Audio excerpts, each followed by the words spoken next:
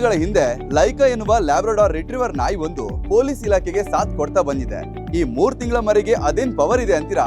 ನಾವ್ ಹೇಳ್ತೀವಿ ಕೇಳಿ. ಕರ್ನಾಟಕ ಪೊಲೀಸ್ ಇಲಾಖೆ K9 ಘಟಕದಲ್ಲಿ ಕಾರ್ಯನಿರ್ವಹಿಸುತ್ತಿರುವ ಈ ನಾಯಿ ಮರಿ ತುಂಬಾ ಬುದ್ಧಿಶಾಲಿ ನಾಯಿ ಮರಿಯಾಗಿದೆ. ಈ ನಾಯಿ ಮರಿಗೆ ಲೈಕಾ ಎನ್ನುವ ಹೆಸರನ್ನ ಇಡಲಾಗಿದೆ. ಲೈಕಾ ಸ್ಫೋಟಕ ವಸ್ತುಗಳನ್ನ ಪತ್ತೆ ಹಚ್ಚುವ ಶಿಕ್ಷಣವನ್ನ ಪಡೆದು ಸದ್ಯ ಪರಿಣಿತಿ ಹೊಂದಿದೆ. ಸ್ಫೋಟಕ ವಸ್ತುಗಳು ಮತ್ತು ಅನುಮಾನಾಸ್ಪದ ಪ್ಯಾಕೇಜ್ಗಳನ್ನ ಎಲ್ಲಿ ಇಟ್ಟರೂ ಸಹ ಗುರುತಿಸುವ ತಾಕತ್ತನ್ನು ಹೊಂದಿದೆ.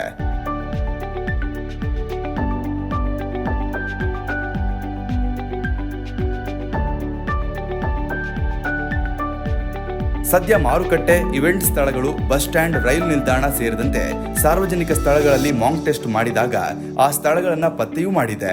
ಈ ಬಗ್ಗೆ ದಕ್ಷಿಣ ಕನ್ನಡದ SP ಡಾಕ್ಟರ್ K ಅರುಣ್ ಅವರು ಏನ್ ಹೇಳಿದ್ದಾರೆ ಕೇಳಿ. Dakshin Kannada District Police has strength of 4 dogs in its dog squad.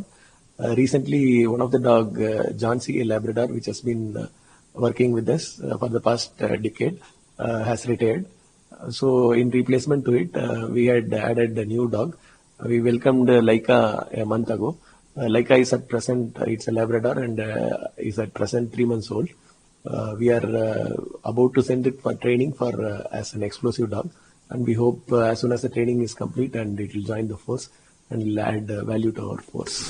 Is it specifically in crime or?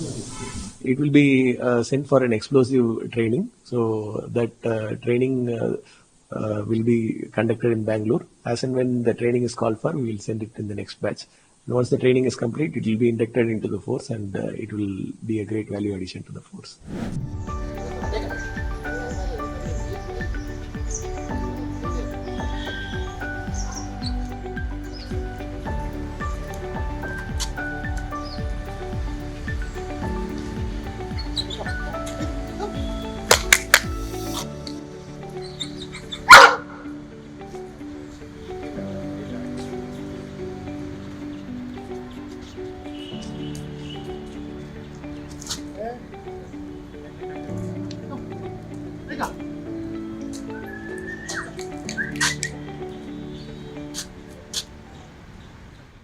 ಕೇವಲ 3 ತಿಂಗಳಿಗೆ ಇಷ್ಟೊಂದು ಚುರುಕಾಗಿರೋ ಲೈಕಾ ಬೆಳೆಯುತ್ತಾ ಇನ್ನೆಷ್ಟು ಸಾಧನೆ ಮಾಡುತ್ತೆ ಅಂತ ನಾವೆಲ್ಲರೂ ಕೂಡ ಕಾದು ನೋಡಬೇಕಾಗಿದೆ.